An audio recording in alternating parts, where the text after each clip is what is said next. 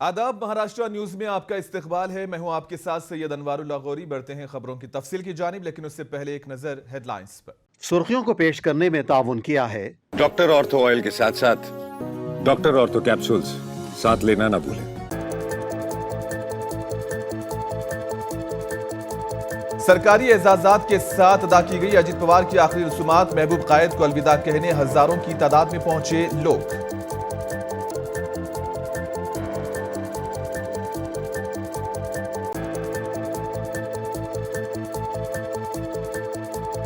अमित शाह, देवेंद्र फडणवीस और एकनाथ शिंदे ने भी आखिरी रसूमात में की शिरकत। तमाम कायदीन ने आन-जहानी लीडर को पेश किया खिराज।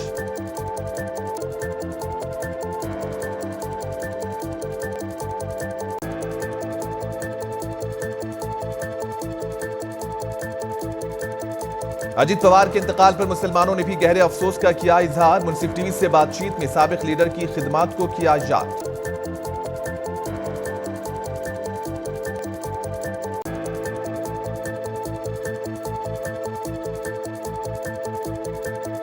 तैयारा हादसे की तहकीकात का मुतालिबा गलत बात नहीं। प्रमोद तिवारी, शुबहात को दूर करना हुकूमत की जिम्मेदारी, कांग्रेस लीडर का एहसास।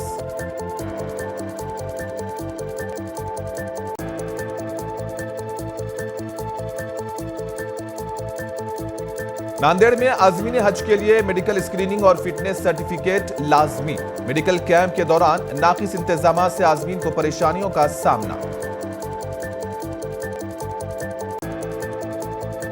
महाराष्ट्र के नायब वजीर आला अजित पवार की जुमेरात को पुणे जिले के बारामती में पूरे सरकारी एजाजात के साथ आखिरी रसूमात अदा की गई।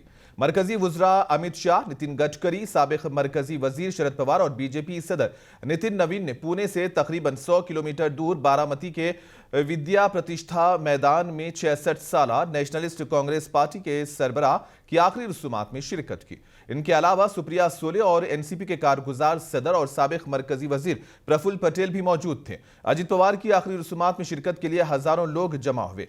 अजीत दादा अमर रहे के नारे के साथ कौमी परचम में लिपटी हुई उनकी नाश को उनके गांव काटेवाड़ी से विद्या प्रतिष्ठान मैदान में लाया गया। पार्थ और विजय ने अपने वालिद की आखिरी रसूमात अंजाम दी।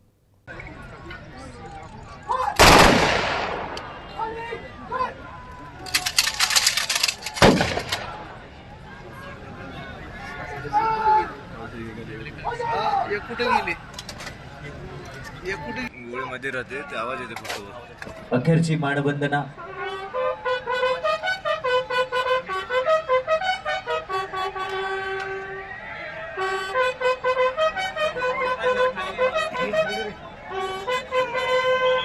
नाज़रीन आदाब।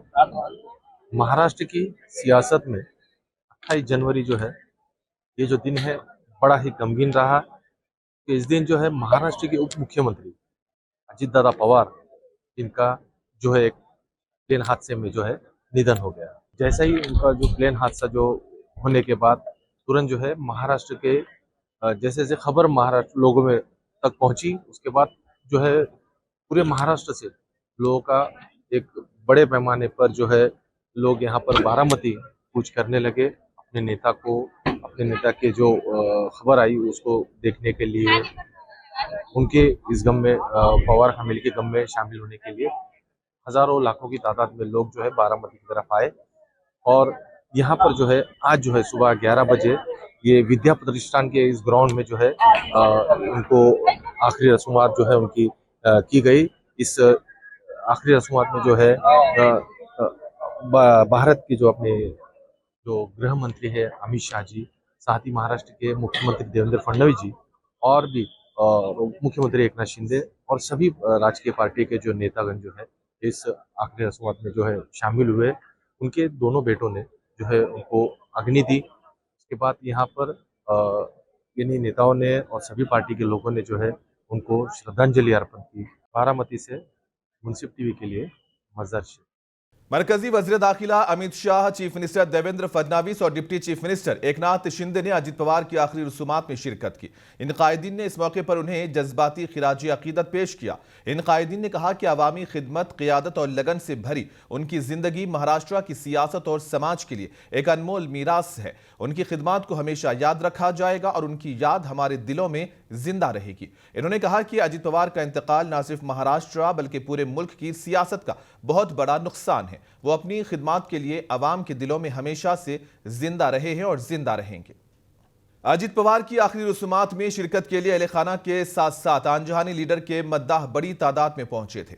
आखिरी रसूमात की अंजाम दही के बाद उन सब ने अजित दादा को भरपूर खिराज पेश किया। इन्होंने मीडिया से बात करते हुए कहा कि हमारी दुआ है कि उनके अरकान खानदान को इस सदमे को बर्दाश्त करने का सब्र मिले। इन्होंने कहा कि हमारा मुतालबा है कि चीफ मिनिस्टर देवेंद्र फडणवीस और deputy chief minister Eknath Shinde उनके काम को देखते हुए उनके साथ इंसाफ करें। अजीत दादा के लिए आज बहुत जनसमुदाय उपस्थित था। अमित जी शाह केंद्रीय गृह मंत्री भी आए थे। हमने भी उनको पुष्पचक्र मैंने उनको अर्पण किया और मैंने यही प्रार्थना की कि ये जो दुख है उसको सहन करने की शक्ति भगवान सबको दे दे और जो उन्होंने काम किया है वो हमेशा याद रहेगा। और 22-24 साल से मेरा उनके साथ अच्छा परिचय था। हमेशा पार्टी अलग रही लेकिन एक दूसरे के काम में विधायक जो दृष्टिकोण है वो उनका हमेशा रहा है और इसके लिए मैं सोचती रही हूँ। मैंने सुनित्रा ताई को भी बहुत बताया कि हम बार बार मिलते रहेंगे और मुझे लगता है कि उन्होंने जो काम किया था उस काम के बारे में देवेंद्र फडणवीस साहब, एकनाथ शिंदे साहब जरूर ध्यान देकर उनको इंसाफ देने की कोशिश करेंगे। नहीं, एक था कि वो बहुत इमीडिएटली वो एक्शन लेते थे और बहुत सालों से उनको संसदीय अनुभव था। विपक्ष में भी उन्होंने काम किया था और अलग अलग मिनिस्ट्री में काम किया था। करीबन 7 साल वो विधानसभा में चुन के आए थे। इसके लिए महाराष्ट्र के जो 100 लोग होंगे ज्यादा से ज्यादा वो 4 बार से 5 बार से ज्यादा चुन के आए। उसमें अजित पवार जी का समावेश था और उनको शरद जी पवार साहब का भी अच्छा मार्गदर्शन मिलता था और अभी कुछ उनका संवाद भी जुड़ गया था। तो मुझे ऐसे लगता है कि ऐसी स्थिति में जो हानि हुई है वो पूरे महाराष्ट्र की नहीं तो देश की हानि हो चुकी है। अभी खुद पवार साहब ने, शरद पवार साहब ने बोला है कि वो उसमें कुछ तथ्यांश नहीं है और देवेंद्र जी ने भी बोला है कि वो सब उनकी राजनैतिक मतभिन्नता है। मुझे लगता है ऐसे समय पे कोई अगर ऐसी बात करता है तो उसको कहा जाता है मराठी में टाळूवरचं लोणी खाणं। म्हणजे इतक्या दुःखी प्रसंगामध्ये, इतने दुख भरे प्रसंग में भी ये लोग राजनीति कर रहे हैं। उनके पास अगर कुछ सबूत है तो वो सामने ला सकती है, लेकिन यही मौके पे बोलने की क्या जरूरत है। नहीं, एनसीपी का भविष्य तो अभी वो जो कार्यकर्ता है, आमदार है, विधायक है, एमपी है, सुनील तटकरे जी है पार्टी में, बाकी लोग हैं सब लोग, तो वो सब मिलके तय करेंगे ना। तो हम तो उनको पूरा सहयोग ही देने वाले हैं। महाराष्ट्र की सियासत में एक सेकुलर सोच की पहचान रखने वाले रहनुमा अजित पवार की आखिरी रसूमात के मौके पर हर मजहब और तबके के अफराद नम आंखों के साथ मौजूद नजर आए। इस मौके पर मुस्लिम समाज के अफराद की बड़ी तादाद मौजूद थी। मुनसिफ टीवी से बात करते हुए मुस्लिम समाज के लोगों ने कहा कि अजित पवार सिर्फ एक सियासी रहनुमा नहीं थे, बल्कि वो तमाम मजाहिब को साथ लेकर चलने वाले एक सच्चे सेकुलर लीडर थे। इन्होंने कभी मजहब के नाम पर तफरीक नहीं की और हर समाज के दुख सुख में बराबर के शरीक रहे। लोगों ने कहा कि अजित पवार का इंतकाल न सिर्फ महाराष्ट्र की सियासत बल्कि मुल्क की सेकुलर फिक्र के लिए भी एक बड़ा नुकसान है। इन्होंने कहा कि आज उनकी आखिरी रसूमात में आने वाला ये जमे गफीर इस बात का सबूत है। हमारे राज्य के मुख्यमंत्री अजित पवार को श्रद्धांजलि करता हूँ। खास करके हमारे अल्पसंख्यक जो समाज था इस पर ध्यान देने वाले दादा थे। फुले शाह अम्बेडकर उनको मानने वाले दादा, सब समाज को अल्पसंख्यक जहाँ जहाँ भी मुसीबतें आई उस मुसीबत दौड़ कर जाने वाला हर हमारा नेता आज हमारे से यहाँ से चला गया है। अल्पसंख्यक के बहुत से प्रॉब्लम थे, उन्हें हमारे सॉल्व किए थे। जब जब भी मुसीबत अल्पसंख्यक आती थी, जब जब दादा हमारे अल्पसंख्यक समाज के साथ में रहते थे। हर अजीज ऐसा नेता हमें महाराष्ट्र में इधर भी मिलना बहुत मुश्किल है। खास करके हमारे पुणे से आए हमारे मेहमान अलाजीम परफ्यूम के सभी प्रोपराइटर आजिम भाई, इमरान भाई, सोहेल भाई, हुसैन भाई, जब जब भी दादा के प्रोग्राम बारामती में आते थे, आज वो भी दौड़कर बारामती आए। हम लोग को भी यहाँ पे दादा के इसमें आ गए थे। ये सुन के खबर हमको यकीन ही नहीं हो रहा है कि ये ऐसा हुआ है। बहुत बुरी खबर आई है और ऐसा दिल ही नहीं लग रहा है कि क्या हुआ, कैसा हुआ, समझ में ही नहीं आ रहा है। सबसे बड़ी बात ये जो हमारे मुस्लिम लोगों के लिए सबसे बड़ा हमारा ये हम मानने वाले नेता था। कभी उन्हें किसी के जात धर्म पे कभी बात नहीं की है। उन्हें सिर्फ उन्हें सबको लेके चले और सबसे ज्यादा तो उन्हें पहले तो विकास के ऊपर ज्यादा ध्यान दिए थे। आज वैसा आदमी हमको मिलना बहुत मुश्किल है। Deputy chief minister Ajit Pawar की रिहाइशगाह के बाहर जब बारामती के मुकामी लोग जमा हुए तो चारों तरफ अजीत दादा अमर रहे के नारे गूंज रहे थे। पुणे जिले के बारामती में मुकामी लोग बड़ी तादाद में उन्हें विदा करने पहुंचे थे। मुकामी लोगों ने कहा कि दादा के चले जाने पर हमें बहुत ज्यादा तकलीफ है क्योंकि उन्होंने बारामती को इब्तिदा से ही तरक्की दी। मुकामी लोगों ने कहा कि उनकी वजह से बारामती अपने पैरों पर खड़ा है। इतनी तरक्की करने के बाद सिर्फ एक दिन और 1 घंटे में हमने अपना सब कुछ खो दिया है। जिस शख्स ने हमें इस रास्ते पर खड़ा किया, जिस शख्स ने बारामती को पूरी दुनिया के नक्शे पर खड़ा किया, वो शख्स हम सब से दूर चला गया। इन्होंने कहा कि आज हम सब सदमे में हैं और आज इतनी बड़ी सल्तनत बनाने के बाद अजीत दादा ने कहा कि हमने सिर्फ अंधेरा ही देखा है। हम पिछले 25-30 साल से दादा को देखते आ रहे हैं, जब से हम बचपन में थे। पूरा जो बारामती का डेवलपमेंट का मॉडल खड़ा हुआ है वो सिर्फ अजीत दादा की विजन के मुताबिक खड़ा हुआ है। हमें आज तक कोई पता नहीं कि किसी ने कुछ निवेदन दिया है कि दादा ये करो ये करो। आज हम जहाँ पे बैठे हैं, यहाँ पे 5-10 साल पहले तो रात को यहाँ पे पूरा अंधेरा घना रहता था, लेकिन यहाँ पर भी अजीत दादा ने जो बाग फुलाई है, बारामती के हर चप्पे चप्पे पर और कोने कोने पर दादा की नजर रहती थी और वो सब हमको मिलता था बिना मांगे, किसी से कुछ पूछे बिना, किसी से कुछ कहे बिना। ये सब कुछ अजीत दादा हमको देते थे। लेकिन आज बारामती इस कगार पर आकर खड़ी है कि इतना सारा डेवलपमेंट का मॉडल करने के बाद एक ही दिन में और एक घंटे के अंदर ही हमने सब कुछ खो दिया है। जिस आदमी ने हमको इस राह पर खड़ा किया, जिस आदमी ने बारामती को पूरे वर्ल्ड की मैप पर खड़ा किया, उस आदमी ने एकाएक हम सब से एग्जिट ली है। आज हम सब शौक में है। सिर्फ बारामती नहीं, हम सब जो आज बारामती के लाभार्थी है उस हिसाब से कि हमने यहाँ पे विद्या प्रतिष्ठान में शिक्षण लिया है। हमारे ऊपर पूरे बारामती के ऊपर संकट आ गिरा पड़ा हो, क्योंकि अभी बारामती के लिए आप देख सकते हो कि जितने आप अगर बारामती घूमे होगे तो आप देखोगे कि इतना विकास बारामती की तरह पूरे इंडिया में भी कोई ऐसा शहर नहीं होगा कि जिस तरह का विकास बारामती में अजीत दादा ने किया है।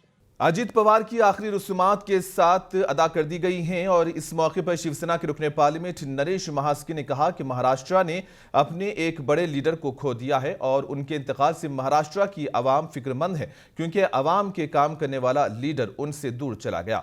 नरेश महास्के ने कहा है कि अजीत पवार कारकुनों के साथ खड़े रहने वाले लीडर थे। ऐसा नेता वापस नहीं होएगा। जो नेता बड़ी कठोरता से काम करते थे, सुबह 6 बजे उनकी दिनचर्या शुरू होती थी और कार्यकर्ताओं के पीछे खड़ा रहने वाला नेता था। महाराष्ट्र का एक मर्द मराठा नेता था और जो महाराष्ट्र पे जो हानि हुई है वो कभी भर के नहीं आएंगे। आपकी कुछ यादें हैं? ऐसी यादें बहुत है। फोन पे ज्यादा बातें होती थी। जब मैं एमपी करके चुन के आया तब उनको मिलने गया तो उन्होंने मेरा बहुत अच्छा स्वागत किया और लोगों को बोला एक कार्यकर्ता एमपी हो सकता है, खासदार हो सकता है। उसका उदाहरण नरेश मस्के है। नरेश अच्छा काम कर, पार्टी के लिए काम कर, ये उन्होंने मुझे आशीर्वाद दिया था। देखो, कोई भी आदमी की जो उसका जो कमी रहती है वो कोई भर नहीं सकता। हर एक का एक विशेषण रहता है, हर एक की योग्यता रहती है, हर एक का एक प्रमुख अच्छा गुण रहता है। बीजेपी के एमएलए सिद्धार्थ शेरोल ने भी अजित पवार की आखिरी रसूमात में शिरकत की। इस मौके पर मीडिया से बात करते हुए सिद्धार्थ ने कहा कि अजीत दादा का चले जाना हम सब के लिए नाकाबिले तलाफी नुकसान है। उन्होंने कहा कि महाराष्ट्र की सियासत के लिए इससे बड़ा नुकसान और कुछ नहीं हो सकता। बीजेपी रुकने असेंबली ने कहा कि जिस तरह वो हर वक्त अवाम की खिदमत में रहते थे, हमें इससे सबक लेकर आगे बढ़ना है। मला असं वाटतं की मला अजित दादांबरोबर 6 वर्ष हे काम करायची आमदार म्हणून संधी मिळाली। पुण्याचे पालकमंत्री, त्या काळात ते पुण्याचे पालकमंत्री होते आणि मग ते महाविकास आघाडीमध्ये असतील किंवा महायुतीमध्ये असेल, असं कधीही झालं नाही की मी त्यांना एखादं पत्र दिलंय आणि त्या पत्रावरती योग्य ती कारवाई झाली नाही। त्यांच्यामुळे एक नवीन आमदार म्हणून कुठेतरी ह्या सगळ्या प्रशासकीय कामामध्ये आपण कशा पद्धतीने आपण प्रशासन हे हँडल केलं पाहिजे ह्याचा एक इतका जवळचा अनुभव मला आला की तो कधी मी विसरू शकत नाही। अनेक वेळेला त्यांना प्रत्येक वेळेला अभ्यासू सूचनेची एक म्हणजे फार ओढ होतं की कोणी अभ्यास करून एखादा विषय मांडायचा असेल तर त्याला मांडण्याची संधी द्यायची ते, आणि त्याचबरोबर एखादं पत्र असेल की त्याच्यामध्ये काही स्पेलिंग मिस्टेक असेल, कुठलंही पत्र हे अतिशय डिटेलमध्ये वाचायचे. महाराष्ट्र के वजीर चंद्रकांत पाटिल ने कहा कि अजित पवार की अचानक मौत ने उन्हें सदमे में डाल दिया है। उन्होंने कहा कि कोई बीमार शख्स चला जाता है तो जहन उसे कबूल करने को तैयार हो जाता है, ताहम अगर कोई इस तरह अचानक से चला जाए तो ये नाकाबिले यकीन है। इन्होंने अपोजिशन जमातों की जानिब से तैयारा हादसे की तहकीकात के मुतालिबे पर कहा कि हर मामले में सियासत नहीं होनी चाहिए। कहा कि शरद पवार ने खुद कहा है कि इसमें कोई सियासी उनसर शामिल नहीं है। वैक्यूम जो क्रिएट हुआ है वो फिलअप होने में बहुत समय जाएगा। आदमी जब बीमार होकर जाता है तो थोड़ी मानसिकता बनती है कि भाई कभी जाएगा। इतने सडन हुआ है, इतने अचानक हुआ है कि इस हादसे से जो मनस्थिति हुई है लोगों की, उसमें से बाहर निकलने में समय जाएगा। लेकिन समय आगे तय करेगा। ज्येष्ठ नेता जो उनकी फैमिली के भी ज्येष्ठ है, शरद पवार जी ने क्लियर कहा ये नॉर्मल एक्सीडेंट है, जांच तो होगी ना, वो किसी ने डिमांड करने की आवश्यकता नहीं। हर विषय में पॉलिटिक्स लाने की कोई आवश्यकता नहीं। यूजीसी ने जो नए नियम लगाए थे तो उसको अभी सुप्रीम कोर्ट ने स्टे दिया है, तो अब उस पर केंद्रीय शिक्षा मंत्रालय ने एक एफिडेविट देना है, तो उस एफिडेविट में वो अपनी बाजू रखेंगे कि क्या नियम है, क्या होने वाला है। और यूजीसी कोई रिजिड, केंद्र का शिक्षा विभाग कोई रिजिड है, बदलेंगे नहीं, ऐसा नहीं है। तो चर्चा से कुछ मार्ग निकलेगा। कांग्रेस के सीनियर लीडर प्रमोद तिवारी ने महाराष्ट्र के deputy chief minister Ajit Pawar की तैयारा हादसे में मौत पर गहरे अफसोस का इजहार किया है। प्रमोद तिवारी ने मगरबी बंगाल के चीफ मिनिस्टर ममता बनर्जी की जानिब से तैयारा हादसे की तहकीकात के मुतालिबे पर कहा कि तहकीकात कराई जानी चाहिए, क्योंकि जहां कहीं थोड़ा सा भी शक हो तो उसे दूर करना हुकूमत की जिम्मेदारी है। कांग्रेस लीडर ने कहा कि कुछ लोगों को मानना था कि अजित पवार जल्द ही बीजेपी इत्तेहाद से दूर होने वाले थे, और ऐसे में यह हादसा कुछ खदशात जरूर पैदा करता है, इसलिए इसकी तहकीकात होनी चाहिए। विनम्र श्रद्धांजलि अजीत दा के लिए। उन्होंने अपना सारा जीवन बारामती क्षेत्र और महाराष्ट्र के लिए समर्पित किया। जिस तरीके से जो भी नगरीय चुनाव हुए, म्युनिसिपल चुनाव हुए, उसमें कटुता आई थी भारतीय जनता पार्टी और अजीत पवार जी के बीच। जिस तरीके से एक दूसरे के लिए आरोप प्रत्यारोप हो रहे थे, उसमें जिस तरह से ये दुर्घटना हुई, अनहोनी हुई, तो हर दुर्घटना की जांच होती है। अगर ममता जी जैसी शख्सियत 15 साल से जो मुख्यमंत्री हैं, उनका कहना है कि कुछ लोगों ने उन्हें बताया था कि वो भाजपा छोड़ने वाले थे। उस समय अगर दुर्घटना होती है तो इस संदेह के बादल अगर छाए हैं, सुप्रीम कोर्ट मॉनिटर जांच हो जाए, ममता जी की ऐसी मांग है, तो ये उन्होंने अपना एक नजरिया रखा है। मैं उस पर सिर्फ इतना कह सकता हूं कि हमेशा धुंध हटनी चाहिए, विश्वास आना चाहिए, और अगर ऐसी कोई जांच आवश्यक है तो अवश्य।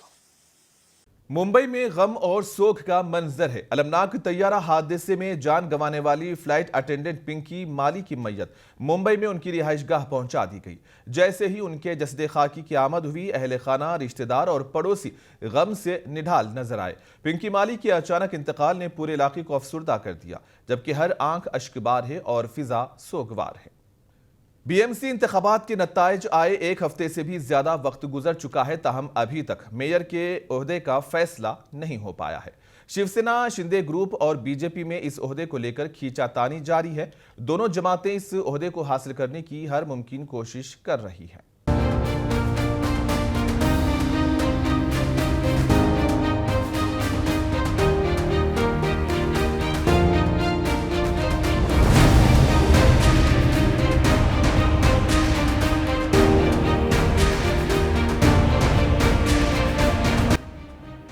महाराष्ट्र में इंतखाबात से पहले और इंतखाबात के बाद सियासी इत्तेहादों में दरारें अक्सर देखने को मिलती हैं। ताहम इस बार हुक्मरान इत्तेहादी शराकतदारों एकनाथ शिंदे की ज़ेर क़ियादत शिवसेना और बीजेपी के दरमियान कशमकश देखते हुए ये ज्यादा संगीन दिखाई दे रहा है। तनाज़ा शिंदे सेना के मेयर के ओहदे के लिए बारी बारी के मुतालबे के इर्द गिर्द है, जिसमें पार्टी इसे 5 साला मेयाद के पहले 2.5 साल तक बरकरार रखने पर जोर दे रही है। लेकिन बीजेपी फिलहाल शिंदे के इस मुतालबे को मानने के मूड में नजर नहीं आ रही है। साल 2026 शिवसेना के बानी बाल ठाकरे की पैदाइश के 100 साल का निशान है, जिसने वजीर आला के दफ्तर से लेकर बीएमसी मेयर की कुर्सी तक महाराष्ट्र में शिव सैनिकों के सियासी इख्तिदार के हर शोबे पर कब्जा करने का तस्वुर किया था। बाल ठाकरे के दौर में गैर मुनक़सिम सेना के सरबराह के तौर पर और यहाँ तक कि उनके इंतकाल के चंद सालों तक शिवसेना ने बीएमसी पर गलबा हासिल किया। ये तकरीबन 3 दहाइयों पर मुहित था।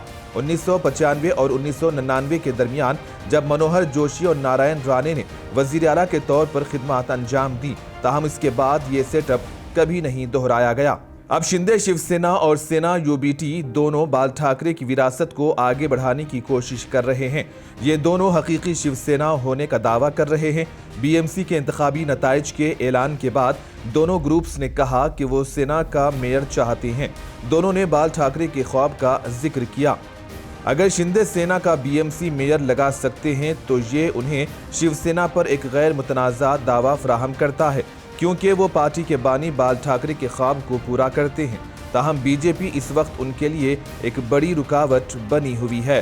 ब्यूरो रिपोर्ट, मुंसिफ टीवी न्यूज़। नांदेड़ जिले से हज कमेटी ऑफ इंडिया के तहत इस साल 598 मुंतखब शुदा आज़मीन हज बैतुल्लाह की सआदत हासिल करने जा रहे हैं। रवानगी से कबल आज़मीन के लिए मेडिकल स्क्रीनिंग और फिटनेस सर्टिफिकेट लाजमी करार दिया गया। इस सिलसिले में नांदेड़ के श्री गुरु गोबिंद सिंह जी जिला अस्पताल में मेडिकल फिटनेस स्क्रीनिंग कैंप का इनेकाद किया गया है। ताहम नाकिस मनसूबाबंदी और बद इंतजामी के सबब यह कैंप शदीद बदनज़मी का शिकार हो गया। आज तकरीबन 150 आज़मीन को स्क्रीनिंग के लिए तलब किया गया था। ताहम आज़मीन को घंटों तवील कतारों में खड़ा रहना पड़ा। मेडिकल स्क्रीनिंग के दौरान ब्लड प्रेशर, शुगर, खून और पेशाब की जांच, ईसीजी, एक्सरे समेत दीगर जरूरी टेस्ट किए गए, लेकिन अमले की कमी और नाकिस इंतजामात के बाइस बुजुर्ग आज़मीन को शदीद जिस्मानी तकालीफ का सामना करना पड़ा। खासतौर पर खवातीन आज़मीन को सख्त मुश्किलात पेश आई। काबिल जिक्र है कि गुज़िश्ता कई बरसों से नांदेड़ जिले में खानगी एनजीओज आज़मीन हज की तरबियत, रहनुमाई, मेडिकल स्क्रीनिंग और रवानगी तक के तमाम इंतजामात खुशउस्लूबी से अंजाम देती रही है, जिससे आज़मीन को सहूलत और नज़्म ज़ब्त हासिल रहता था। ताहम इस साल हज कमेटी ऑफ इंडिया और स्टेट हज कमेटी ऑफ महाराष्ट्र ने एनजीओज को जिम्मेदारी सौंपने से गुरेज किया है। यहाँ पे हेल्थ का चेकअप का प्रोग्राम था, पर यहाँ पे इतनी परेशानी है, हर विंडो पे अलग जाना पड़ा, किसको क्या क्या रिपोर्ट निकालना है यही पता नहीं है। हर हाजी को कितने रिपोर्ट निकालना है ये पता नहीं है। यहाँ पे अपने ब्लड टेस्ट दे दिए, दूसरी बिल्डिंग में जाके दूसरी बिल्डिंग में जाके आपको है ना एक्सरे निकालना पड़ा, फिर तीसरी बिल्डिंग में जाके आपको ईसीजी निकालना पड़ा। यूरिन टेस्ट के किट अवेलेबल नहीं है, इंतजाम नहीं है वहाँ पे, और जेंट्स लोग वहाँ पे काउंटर पे बैठे हुए हैं। यूरिन टेस्ट बहुत ज्यादा परेशानी हो रही है। कोई भी नजर नहीं आ रहा है पुराने एनजीओ के लोग, कोई भी नहीं है। कोई इंतजाम मुफ्ती साहब है, एक 2-3 लोग हैं, और वो लोग भी पूरे है ना अधूरे नॉलेज वाले हैं। 2026 का हज को जाने वाले हाजी में से हमारा कवर नंबर 82/2 है। आज जो है मेडिकल का कैंप है बोल के हम आपको बोला है 7 बजे से पब्लिक यहाँ पर आए, लेकिन ये खिदमतगार में 4-5 जने बोल के बता रहे, लेकिन एक ही जने बंदा था सुबह से। अब 150 लोगों का एक जने से कैसा होगा काम? एक जने से तो पूरा कवर नहीं हो रहा, और इसकी वजह से जो है हमको जो है मीडिया में ये बोलना पड़ा। नांदेड़ जिले के दिगलोट डिवीजन में मदरसे तरतीलुल कुरआन का सिल्वर जुबली अजीमुशान सालाना जलसे आम व दस्तार बंदी हुफाज़े किराम 2 फरवरी अप्सरा ग्राउंड में नज़द बंगले वाली मस्जिद जिया चौक दिगलूर में मुनक्किद होगा। इस जलसे की सदारत सलीम देशमुख सदर मदरसा वो नांदेड़ जिला सदर मजलिस अहरार इस्लाम करेंगे, और इस जलसे में खुसूसी खिताब दक्कन के मुमताज़ आलिम-ए-दीन, हिंदुस्तान के मशहूर मुक़र्रिर हज़रत मौलाना हुस्सामुद्दीन जाफ़र पाशा आकिल सानी दामत बरकातुहुम हैदराबाद करेंगे। कारी मोहम्मद असद समदी नाजिम मदरसे तजवीदुल कुरआन नांदेड़ की ज़ेर सरपरस्ती में मेहमानान खुसूसी मौलाना अब्दुल हमीद खान खासमी, मुफ्ती मोहम्मद विकायत उल्लाह, मुफ्ती मोहम्मद खालिद शाकिर और दीगर खुसूसी मदोइन होंगे। इस जलसे की निज़ामत अशफाक असफी निज़ामाबादी करेंगे। अल्हम्दुलिल्लाह मदरसे अरबिया तरतीलुल कुरान का ये 25वां सालाना जलसा दस्तारबंदी वो तक़सीम इनामात का बड़े ही जोश व खरोश से मनाया जा रहा है, जिसमें दक्कन के मुमताज़ आलिम-ए-दीन और हिंदुस्तान के मशहूर मुकर्रिर हज़रत मौलाना हुसामुद्दीन जाफ़र पाशा आकिल सानी साहब दामद बरकातुम हैदराबाद से तशरीफ़ ला रहे हैं। इसी तरह नांदेड़ के मशहूर उलमा में से अब्दुल हमीद खान क़ासमी साहब और मुफ्ती विखायतुल्लाह साहब, मुफ्ती खालिद क़ासमी साहब, मुफ्ती अय्यूब क़ासमी साहब, दीगर उलमाए किराम और मकामी उलमाए किराम के अलावा हैदराबाद से अलहाज सैयद अली अकबर साहब, काजी सैयद अंसार अली अरमान साहब, इब्ने अमीन अलहाज मोहम्मद विखारुद्दीन साहब, ये सब तशरीफ़ लाने वाले हैं। बतारीख 2 फरवरी 2026 ईस्वी मुताबिक 13 शाबानुल मुअज़्ज़म 1447 हिजरी बरोज़ पीर बवक्त बाद नमाज मगरिब बमकाम अफसरा ग्राउंड रूबरू बंगले वाली मस्जिद हैदराबाद रोड देगलूर, यहाँ पर जलसा मुनाक़िद होने जा रहा है। 90 की दहाई की मशहूर अदाकारा ममता कुलकर्णी ने कहा है कि वो फिल्म इंडस्ट्री में बिल्कुल वापस नहीं आएंगी। इन्होंने कहा है कि हर चीज की एक उम्र होती है। ममता कुलकर्णी ने गाय पर मबनी आने वाली फिल्म की हिमायत की है। विनोद कुमार चौधरी और अमित प्रजापति की हिदायतकारी में बनने वाली ये समाजी फिल्म हिंदुस्तानी अखदार जैसे सकाफत, गाय के तहफ़्फ़ुज़ और अखलाकी अखदार, सेहत और खुशहाली को फ़रोग़ देती है। ममता कुलकर्णी ने मजीद कहा कि मैं इस फील्ड में जाना भी नहीं चाहती, मैंने ये सब कुछ कर लिया है और मेरी दस्तबरदारी 25 साल पहले हुई थी। मैं 25 साल पहले जो कुछ किया था उसे दोबारा करने का सोच भी नहीं सकती। उम्र भी अहमियत रखती है। मैं अब 50 साल की हो गई हूं। वाज़ेह है कि 90 की दहाई में करण अर्जुन, क्रांतिवीर, सबसे बड़ा खिलाड़ी और चाइना गेट जैसी कामयाब फिल्मों में इन्होंने अदाकारी की थी। और आखिर में हेडलाइंस पर एक और नजर। सुर्खियों को पेश करने में ताउन किया है डॉक्टर ऑर्थो ऑयल के साथ साथ डॉक्टर ऑर्थो कैप्सूल्स साथ लेना ना भूलें। सरकारी एजाजात के साथ अदा की गई अजित पवार की आखिरी रसूमात। महबूब कायद को अलविदा कहने हजारों की तादाद में पहुंचे लोग।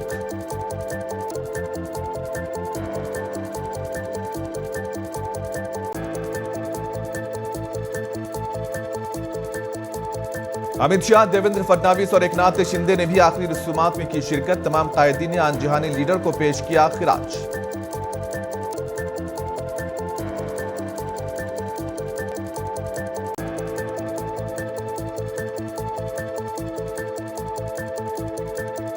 अजित पवार के इंतकाल पर मुसलमानों ने भी गहरे अफसोस का किया इजहार। मुंसिफ टीवी से बातचीत में साबिक लीडर की खिदमात को किया याद।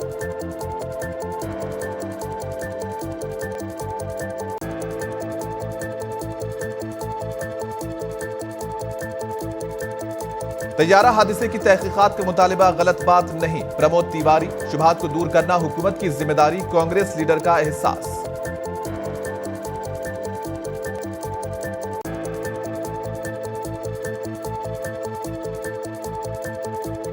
नांदेड़ में आज़मीन हज के लिए मेडिकल स्क्रीनिंग और फिटनेस सर्टिफिकेट लाजमी। मेडिकल कैंप के दौरान नाकिस इंतजामात से आज़मीन को परेशानियों का सामना। और इसी के साथ ही खबरों का सिलसिला यहीं पर इख्तिताम पजीर होता है। दीजिए इजाजत, आदाब।